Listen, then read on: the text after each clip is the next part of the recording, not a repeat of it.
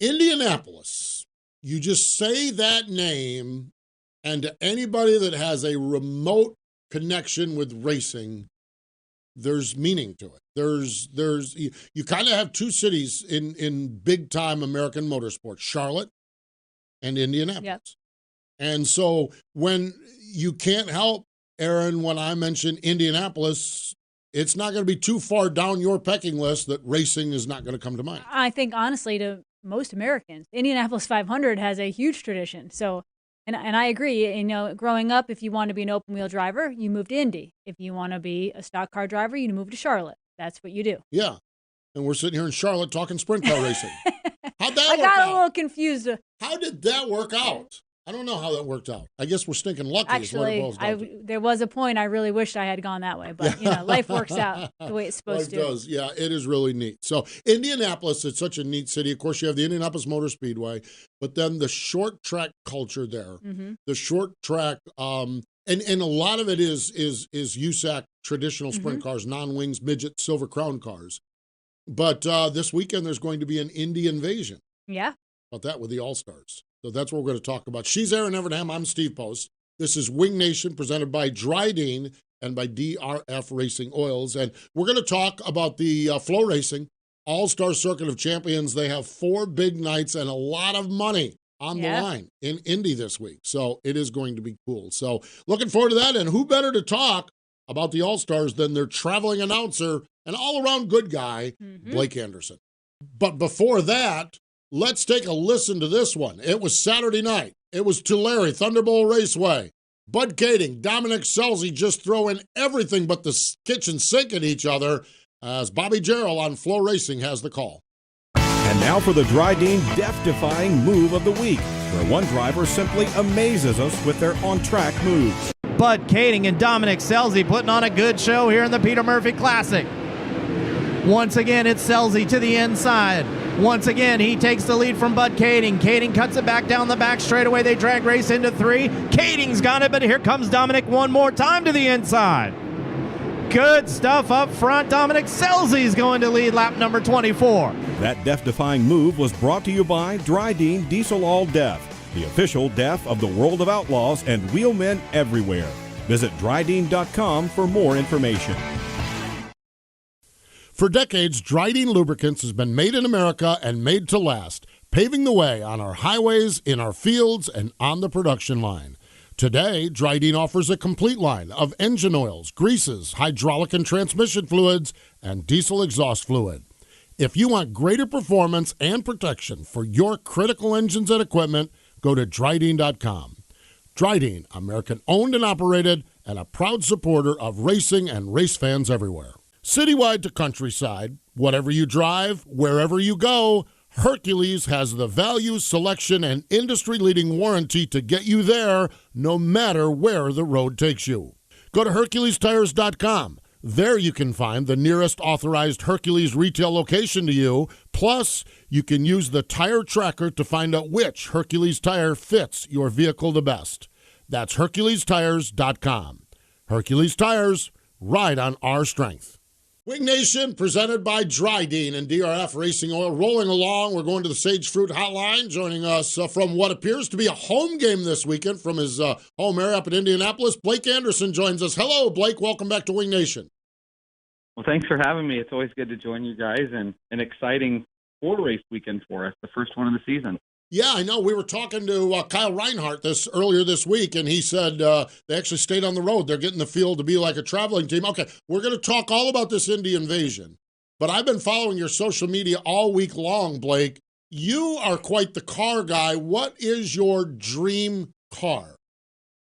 Ooh, that's an easy question. 1970 Boss 429 in Grabber Blue. That's been my favorite car as long as I can remember. Really? Wow. So what's the game plan to get it? Win the lottery. Announce a lot of races, a real lot of races. Yeah, exactly. I'm gonna have to start announcing probably 2 or 3 races a day for the rest of my life, and maybe by the time I get to the end of my life, I'll be able to afford one. You've been at the Mecum auction some this week. Indianapolis is the place to be, of course, for the Indy 500, for the All-Stars and everything else. Is Blake having kid in the candy store week up there? Oh, it's probably one of my favorite weeks of the year. Usually my parents come out, but because of the pandemic and they just moved, they're not coming out this year. But so I've been out there enjoying it on my own, which is probably, I don't know, maybe my mom's stress level a little lower there because I'm not encouraging my dad to do anything maybe dumb per se. But yeah, it's absolute heaven. I get to go enjoy classic cars. I get to go to sprint car racing, and the Indy cars are on track today. I drove by the speedway earlier, and to hear that, and it's a pretty darn good time of year to be in Indianapolis, Indiana. That's for sure. Well, there's a few cars I know of at Mecum right now. If you're interested, Wow. I may know the owner. We could maybe cut you a deal. Yeah, there we go. If the bid goes on, maybe I'll have to reach out to you guys. Yes, if you want an Evernham Motorsports Bill Elliott number 9, there is one of those for sale. Yeah, raced at the Daytona 500, got fifth, and sat on the pole in 2001. Absolutely. Wow, he knows his cars. Yeah, knows was the involved history. in the Dale Earnhardt wreck, unfortunately. Oh, boy. Yeah. Knows the Yeah. backstory. Yep. There you go. Absolutely.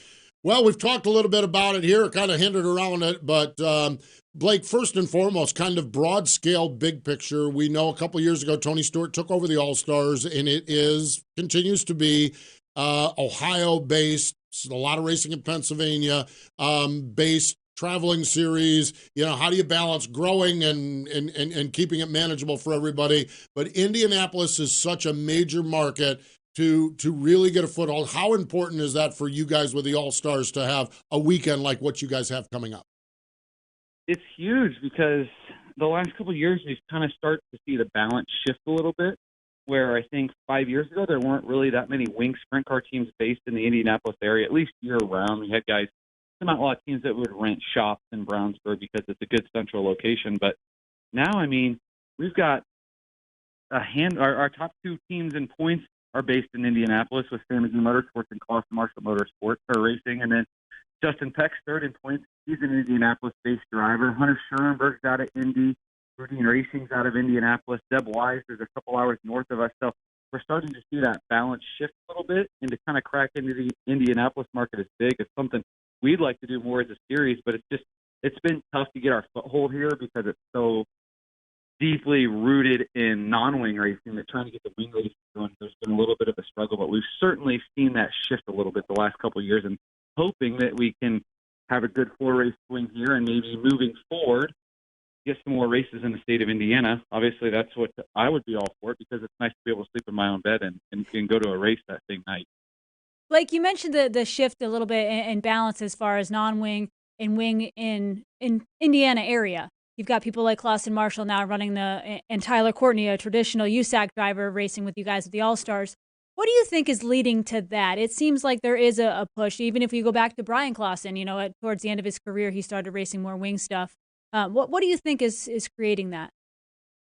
I think it's a lot of just on the wing side of things right now. We just have so many large events with so many big purses, and I think on the non-wing side of things, they've seen some expenses start to grow. I feel like anymore you have to have a pretty good motor to compete in the non-wing stuff because it's so competitive with USAC. Where it was competitive 10 years ago, but you could get away with, I feel like, a little bit cheaper motor. But now I feel like it's almost as expensive. And the wing racing, like for example, this weekend we have on Sunday the Racing Team Foundation race is $26,000 to win. That would be one of the higher paying non-wing races of the season. So I think that's been a big reason why we've seen wing purses grow so much. I mean, look over at Eldora this year. We've got 2 $175,000 win races there, and the All-Stars we race for $29,000 next week at Port Royal, and then we've got Ohio Sprint Speed Week where you can race for a minimum of $6,000 8 times in 9 nights. So I feel like that's kind of a large reason why we started to see the shift. Just the money is so strong in wing racing right now. Yeah, I think you're right. And when you look at some of those purses, it's phenomenal. So Erin and I were talking, okay, and we need an Indianapolis insider's view on what in the wide world of sports is Circle City Raceway. Where is it? What is it? It's brand new, I know that, but tell us about this new racetrack that we will see for the first time on FloRacing this weekend. It's a bull ring. It's a track that's on the fairgrounds of the Marion County, which Marion County obviously is a pretty famous name in sprint car racing, but that Marion County happens to be in Iowa. This one's here in Indiana, and Marion County is where Indianapolis sits. And the racetrack is about 15 minutes southeast east of downtown. There's a loop around the city that's called 465, I-465. It's the loop around the city, and it sits right. It's basically the southeast corner of 465, right where 465 and Interstate 74 come together that goes to Cincinnati. You can literally see both interstates from the racetrack. It's off of that section, off of turns 3 and 4, and it's going to be a bull ring. I think we're 12-second laps in practice night, and it's going to be tight. It's going to be exciting. I'm really interested to see how it races. I've been out there a couple times, and they've made changes. Every time I go out there, they're making little changes to try to make it a little bit safer and make it race a little bit better. What's the history of the land? Was there a track there previously? Was there new owners? Was it just land that someone decided to build a new racetrack? What's the history? I believe it was a pole. That's where they did the drag poles during the fair, because they've got a nice grandstand that seats like 4,000 or 5,000 people. And Circle City added more seats to it. They just put up a new grandstand, so it's got that, and it's right in the fair. The racetrack's right in the heart of the fairgrounds. So you literally pull into the fair, you park on the fairgrounds, and walk to the racetrack. But they've added a bunch of fencing, and they built two new concession stand buildings and restroom buildings that are all brand new. They put a bunch of money in the facility and built a bunch of brand new stuff as well. And the pit area is going to be I believe it's going to be like a crushed rock, similar to Williams Grove. It'll almost be like concrete. So that's really nice as well. So they've really done a lot of great things out there to kind of rejuvenate the facility, and they're going to race a lot during the fair, and that's kind of something that I believe the fair is going to use to pull people to the fair. So it's kind of, they're helping each other out there. Yeah. Fair food. Fair food. Yeah, exactly. You'll get Steve all sorts of excited. You talk fair food. Man, heart be still. I'm over here. God, heart rate just went through the roof when I get thinking of fair food. Blake, this strikes me. Now, it appears one of the things that I've been living to see is when they tear down a mall and build a racetrack. Okay, because we know how many times they've tore down a racetrack and built a mall. Well, okay? malls are absolute now. We're not there yet, but the malls are not. Racetracks might be doing better than malls now. I can't wait till we do that. But listening to what's happening there at Circle City and listening also what's happening over to Bloomsburg in Pennsylvania, I think overall this is a pretty good sign for our sport when we're seeing this sort of stuff. And then places like Port Royal and Jackson and just the investment people are making, it seems like overall as a sport we must be doing something right. I feel like it's as healthy as it's been in quite some time. You mentioned getting those tracks back. We got Houston back now, right, which is a big key in the Midwest, and they're putting up great purses. And for the first time ever, I feel like first time in a long time at least, we're seeing more racetracks come to life than disappear. And that's been so depressing through the years. As you guys can attest, I feel like through the years, about every year or two, we had one racetrack with a lot of history disappear to become a housing development or a mall or something, and it just got depressing. And now we're starting to see the tide shift a little bit. I feel like you're exactly right. If we get a mall turned into a racetrack, that's got to be, I don't know, some sort of national holiday in dirt track racing. I'll buy the first ticket. Yeah, well, like I said, I feel like malls are becoming a little obsolete with the online shopping and pandemic and all that craziness. Blake, let's talk about the All-Stars, the health of the All-Stars. I mean, the competition level this year is pretty insane, and you have a lot of new teams. What do you see from the announcer's booth? It's been a blast to watch. We've got Ian Madsen leading our points. Hasn't won a race yet, but he's been in the top 10 8 out of our 9 points races. Just a picture of consistency. 5 podium finishes this year. Leads the series there. And Tyler Courtney, who's kind of the young rising star in sprint car racing on the wing side, just got his first career victory. Kyle Reinhardt, who you guys have had on this week, got his first career victory. And we've got Phil Baylog, that's a 10-time IRA champion, that is going all-star racing now. And guys like Pat Henry, Corey Elias, and Hunter Schoenberg, Zeb Wise, and even Paul McMahon's back full-time and didn't plan on being full-time even a month ago. And then unforeseen circumstances hit, and Paul's back to being a full-time race car driver again. And TJ Michael is back on the tour for the first time in a couple of years, an Ohio-based driver. And Mark Holdren's searching for a new driver right now and hoping to have somebody in his 07 seat this weekend. So I feel like the health of the series is as good as it's been in quite some time, because the depth from top to bottom is as deep as it's ever been. You think, and Kyle Reinhardt, he's got to win. He's 10th in points right now, and he just won a race. Mm. Yeah. Yeah, he had shared with us winning a race and not qualifying for 3 races, and how tough it is and how challenging it was and how deep the fields were. And so you're right, it is. It's an exciting time. It really, truly is. I think of the All-Stars, and when we first started the show, when Kendra and I first started this show, it's how many wins does Dale Blaney win? Yeah. How many races does Dale Blaney win? And maybe it's Jack, maybe it's Sheldon, maybe it's 1 or 2 other cars. Yeah, Kemenaugh, but Kemenaugh was even running World of Outlaws at that point. He is. Yeah, it was like you just said, well, how long can this go on like this? But I think it's kind of the tide has turned because the depth is phenomenal. And not only the depth just in drivers, but the depth in team. And you talked a little bit about it. You've got some spectacular team owners that are fielding the cars for these drivers. We have some fantastic owners that have really invested in our series, and we're really, really consciously trying to continue to grow the series for them, growing our points fund and growing our purses. This year, our purse went up quite a bit, and I think our purses this year compared to last year is up $400,000 compared to a year ago, which is a pretty substantial amount of money that we've really been working hard with on our racetracks to try to get marquee events on our schedule, or at least higher paying races to get back to our teams. And that's kind of our focus, is maybe not to grow geographically, but just take what we have and continue to build it up and give teams some options to run for solid money and not have to travel 15 hours from home. They can do it within 8 hours of their shop, which is the goal. And I feel like we're finally starting to see that pay off and get the dividends of that. And it's courtesy of great guys like Kevin Rudine, who this weekend's putting up a $26,000 points fund, $10,000 to win the points for this 4-race mini swing. And that's all courtesy of Kevin Rudine, which is so cool. Yeah, that says a lot about, and that family, they've supported sprint car racing for a long time and do a lot for a lot of people.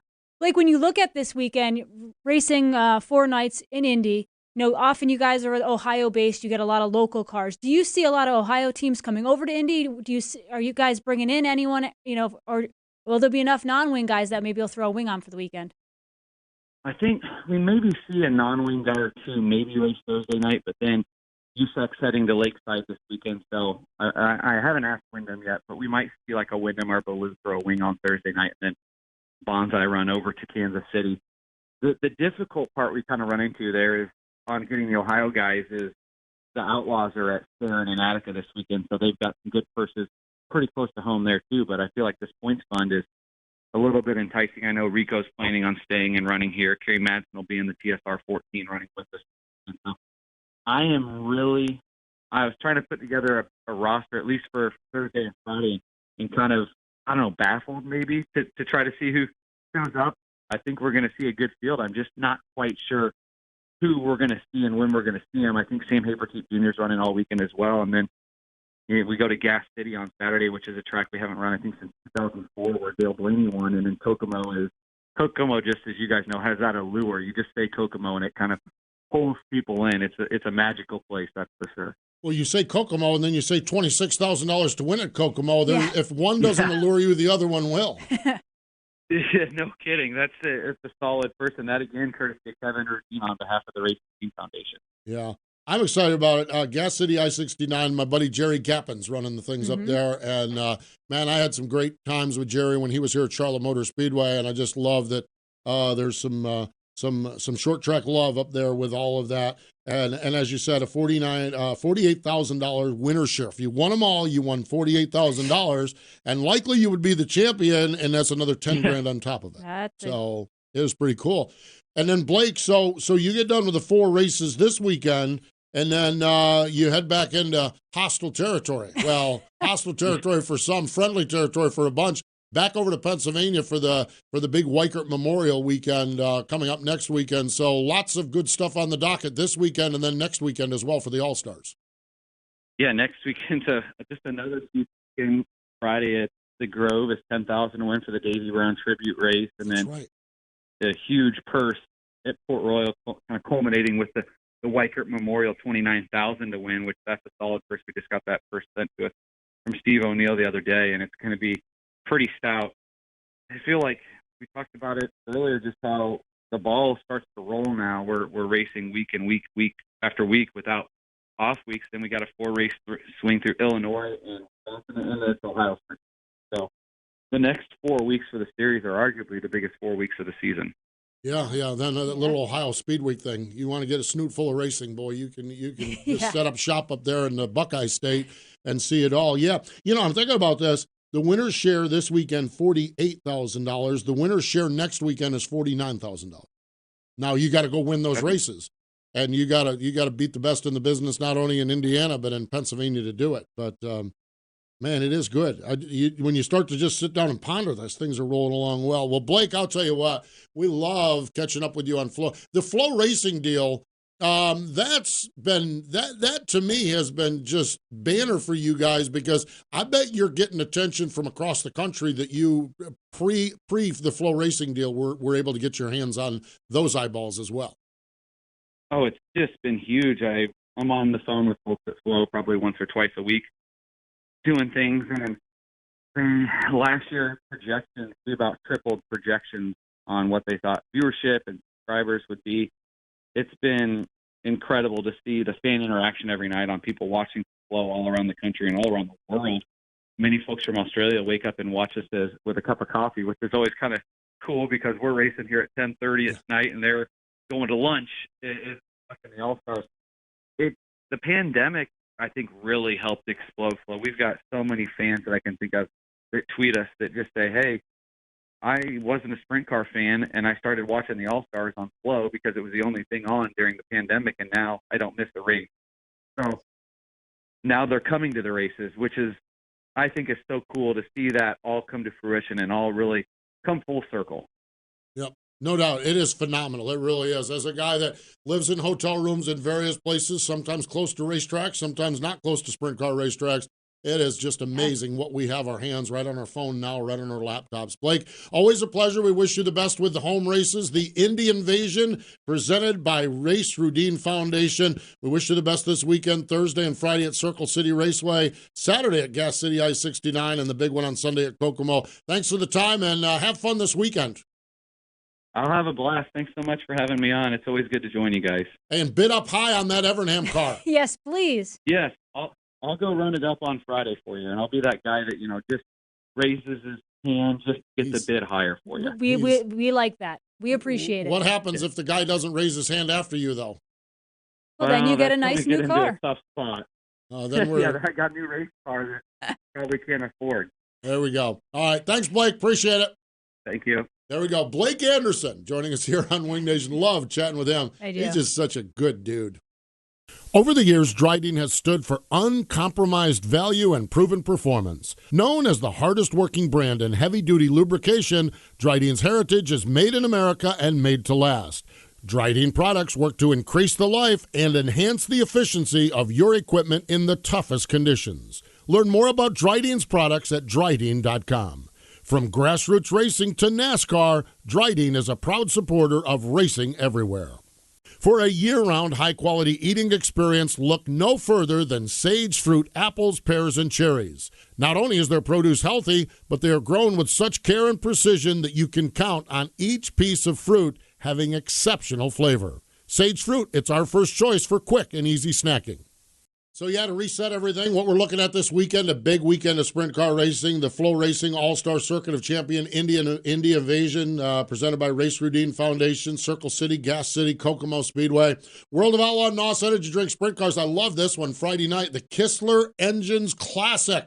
Love Paul Kistler. I do too. What Great a guy. Cool guy. Gosh, Paul Kistler's just the neatest guy in the world. Fast motors. Yes, he does. Yes, he does. That's at Attica Raceway Park. And the other thing I like about this is that this is a second World of Outlaw date at Attica because they have the Brad Doty Classic.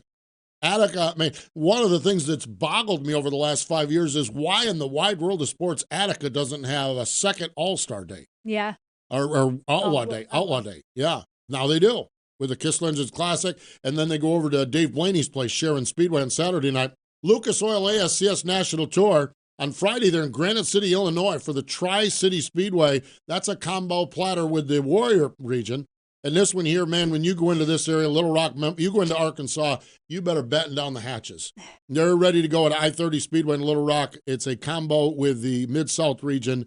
I can't wait. I'm doing a weekend of Arkansas 360 ASCS sprint car racing in July. Wow. I'm so pumped up about that. Batesville, West Memphis, Some good and tracks. I-30. Those are some really good tracks. I'm getting ready to see some elbow up, cowboy up racetracks where you get the ASCS National Tour guys come in there, and you get the locals there in Memphis who just absolutely will tear it up. You get guys like Crawley and Marshall Skinner and those guys. Oh my gosh, it's going to be awesome. A little bit of that Saturday night at I-30 Speedway, and then Regional Racing Lone Star Mid-South Region. They team up on Friday night at Texarkana 67 Speedway in Texarkana, Arkansas. Other racing this weekend, Friday night, Lernerville. Our friends at River City have the NOSA Sprints in Williams Grove. Saturday night, IRA bumper-to-bumper sprints at Beaver Dam, Fremont, Lincoln. Petaluma has the NARC King of the West Series. We'll see how our point leader, Dominic Scelzi, does out there. Keep the broom out, maybe. He said, he told us he is on our show this weekend, okay? He went to Huset's and finished second. And he proclaimed, upon arriving back in California, he is only going to win from now going on because second sucks. Sounds very Dominic. Well, he went and won all four last week. So we'll see what happens this week at Petaluma. Said he's not going to ever do that again. He's just going to win every race he enters now. I mean, he went for four the first time. That philosophy's not bad. So they're at Petaluma. That's going to be on FloRacing. Port Royal Speedway, St. Francis County. This one here, Fast Series, is at West Virginia Motor Speedway. Have you seen this? That's that big one. Have you ever been up 77? That monstrous track that sats down there that sat idle? Yeah. No longer sitting idle. They actually, a couple of years ago, someone shrunk it to 0.4 of a mile. The new guy said, we ain't shrinking no racetracks around here. He built it back to the 5/8 mile. Woo! They're going to be wheeling and dealing up there with the Fast Series at West Virginia Motor Speedway. And Sunday, we've got the All-Stars at Kokomo, but we've got regular racing at Huset's. Sunday night has become like race night in America. Of course, we know we have Huset's every week. Yep. Tri-County in Pennsylvania has been running some. And now when you throw an all-star race on there, pop some popcorn on a Sunday night. This weekend at the Knoxville Raceway, it is Vermeer night. 410s, 360s, and Pro Spins. Going to be a big, big time. And want to remind you, we talked a little bit about this with Blake Anderson. Next weekend, the Weichert Memorial Weekend at Port Royal. We've teamed up with FloRacing for our Wing Nation by Dryden shows. Live shows on the pre-race stage. At 5 o'clock, I think they are on Saturday and Sunday. If you're at Port Royal, you need to make sure you get there early so you can join us. And then if not, then you can join us. It'll be streamed live on the FloRacing Facebook page and on the Wing Nation Facebook page. And another one of those rivalries. We talked about the rivalry last week. Well, this is back when the All-Stars roll in against the Posse. And so it's the FloRacing All-Stars versus the Pennsylvania Posse. They run Friday night at Williams Grove, the Davy Brown Tribute Race, 10 grand to win. Saturday night, 10 grand to win. Sunday night, 29 grand to win. Phew. And Wing Nation, Ashley and I are going to be there to document it all.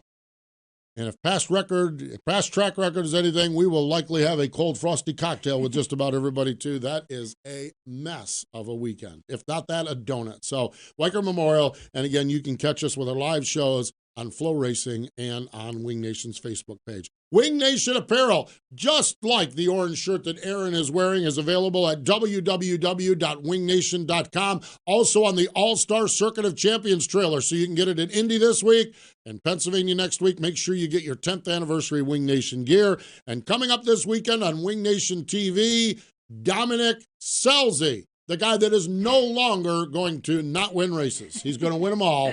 Dominic Scelzi, doesn't matter. Going to be Petaluma this week, Knoxville in August. He's going to just dominate and win them all. That's what he said. That's what he said he's going to do. Really? That's what he said. Just done. He's done finishing second or worse.